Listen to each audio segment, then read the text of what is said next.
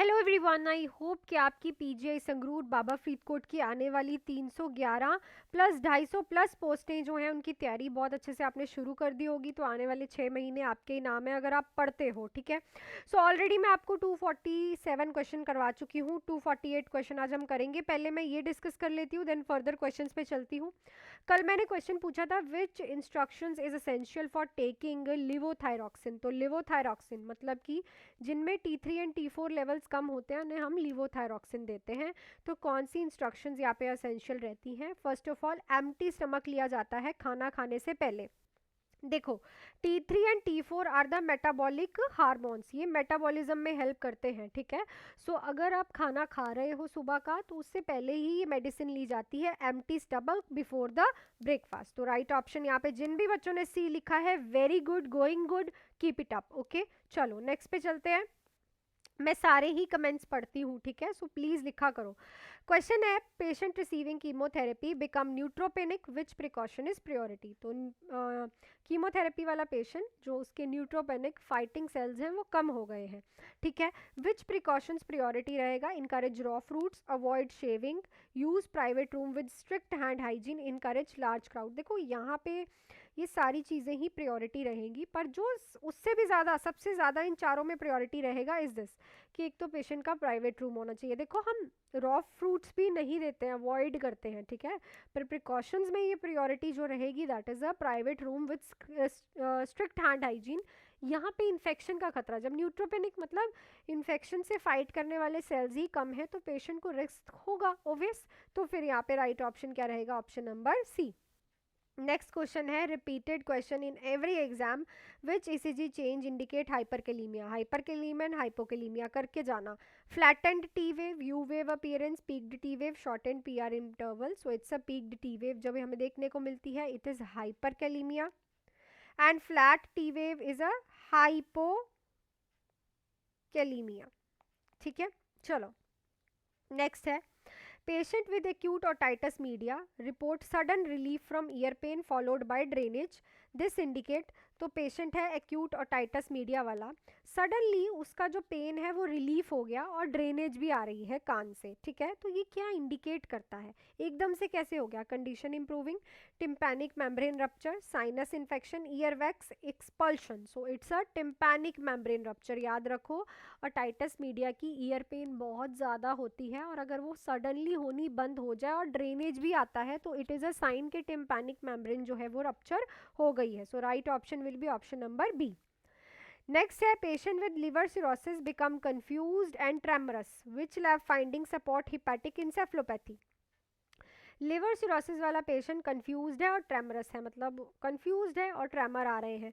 कौन सी lab finding इस हिपैटिक इंसेफ्लोपैथी को सपोर्ट करेगी? High bilirubin, high ammonia level, low ALT या फिर high albumin. So it's a high ammonia level, because देखो, जो अमोनिया होता है वो यूरिया में कन्वर्ट ही नहीं हो पाता क्योंकि लिवर के सेल्स उसे कर ही नहीं पा रहे हैं। क्यों नहीं कर पा रहे?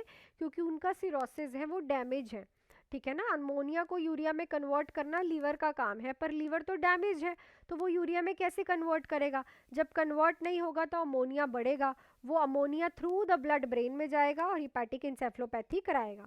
नेक्स्ट है, which vaccine is given subcutaneously. इसमें से कौन सी वैक्सीन सबक्यूटेनियसली जाती है? Hepatitis B, DTaP, MMR, influenza. So it's a MMR live vaccine है जो कि हम सबक्यूटेनियस देते हैं for proper and good absorption.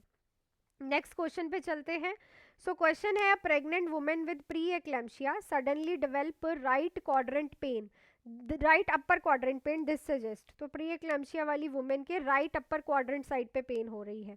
UTI है, हेल्प सिंड्रोम है, हाइपर मिसिव ग्रेविडिज्म है, प्लेसेंटा प्रीविया है, it is a help syndrome जिसको हम बोलते हैं haemolysis elevated liver enzyme low platelet count.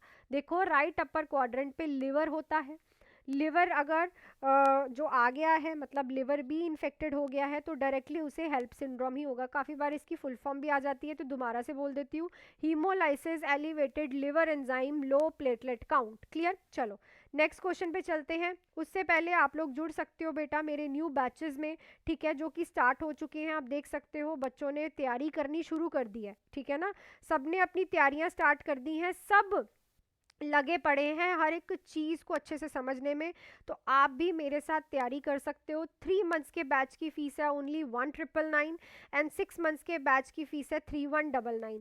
आप लोग इस नंबर पे कॉल मैसेज करके live and recorded full theory, MCQ classes, test series, Punjabi classes and doubt classes सब कुछ मिलने वाला है। देखो 311 प्लस पोस्टें आ रही हैं, डीएचएस की भी हो सकती हैं, ये डीआरएमई की भी हो सकती हैं। फ्रीड कोट की 250 प्लस पोस्टें आ रही हैं आप लोगों के सामने। तो B F U H S D H S हर एक एग्ज़ाम के लिए आप रेडी रहो, ठीक है ना। आपको पता है कि एग्ज़ाम्स आने ही आने हैं और श्योरिटी है, थप्पा लगा दिया हुआ है 100% वाला, ठीक है ना, ठप्पा लगा दिया हुआ है। तो फटाफट से आप भी इस तरह से मेरे साथ तैयारी कर सकते हो, जुड़ सकते हो हर एक चीज़ को मेरे साथ अच्छे से पढ़ने के लिए। सो चलो नेक्स्ट क्वेश्चन पे मैं चलती हूँ।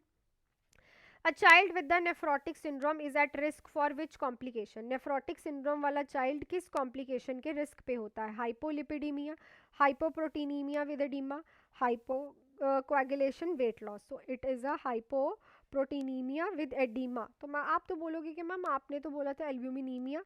सो देखो बिकॉज एल्ब्यूमिन बहुत ज़्यादा प्रोटीन बाहर निकल जाता है तो अंदर बॉडी में कम हो जाता है, दैट्स वाई हाइपो एल्ब्यूमिनीमिया, ठीक है, प्लस एडिमा देखने को मिलता है। नेक्स्ट है which intervention prevent contractures in a burn patient? तो इनमें से कौन सी इंटरवेंशन बर्न पेशेंट में कॉन्ट्रैक्चर्स को प्रिवेंट करेगी? कॉन्ट्रैक्चर्स होता है मसल्स एंड टेंडन्स का शॉर्टनिंग होना, ठीक है। सो ऑप्शन है आप लोगों के पास सॉफ्ट पिंडलो under joints, maintaining joints in flexion, frequent range of motion exercise, applying warm compression. So it is a frequent ROM अगर आप पेशेंट को करवाते हो, so it helps to prevent the shortening of muscles and tenders. Muscles और tendons short हो जाते हैं तो ये देखने को मिलते हैं कॉन्ट्रैक्चर्स पर, अगर आप पेशेंट को रेंज ऑफ मोशंस करवाते हो सो वो प्रिवेंट करते हैं। नेक्स्ट है the nurse knows that nitroglycerin should be discontinued if. तो नर्स नो पता है नर्स को कि नाइट्रेट उसे कब डिसकॉन्टिन्यू करनी है, जब हेडेक हो, बीपी ड्रॉप करे below 90 systolic, patient report flushing, pulses increase mildly. So अगर बीपी 90 से नीचे चले जाए सिस्टोलिक, क्योंकि सिस्टोलिक बीपी जल्दी गिरता है एज कंपैरिजन टू डायस्टोलिक। अच्छा ये भी क्वेश्चन याद रखो, सिस्टोलिक बीपी ज़्यादा ड्रॉप कर सक और ज़्यादा ड्रॉप होता है, जल्दी ड्रॉप होता है एज कंपैरिजन टू डायस्टोलिक। तो बिकॉज नाइट्रेट डायलेशन कराता है, ब्लड वेसल को खोलता है, जब ब्लड वेसल खुलेगी तो उसमें बीपी फॉल करेगा, ठीक है। चलो नेक्स्ट है which diet is recommended for acute kidney injury? कौन सी डाइट एक्यूट किडनी इंजरी के लिए रिकमेंडेड है? High protein high sodium, high potassium, low protein low potassium, high phosphorus.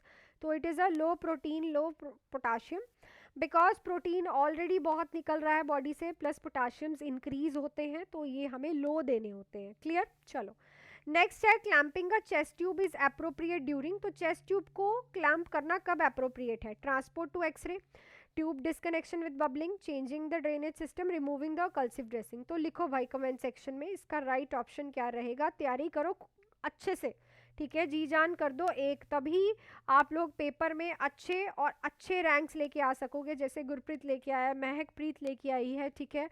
सो आप लोग भी अच्छे से पढ़ोगे इस तरह से मेरे साथ। इस नंबर पे कॉल मैसेज करके आप लोग जुड़ सकते हो, वैकेंसीज ढेर में आ रही हैं भाई।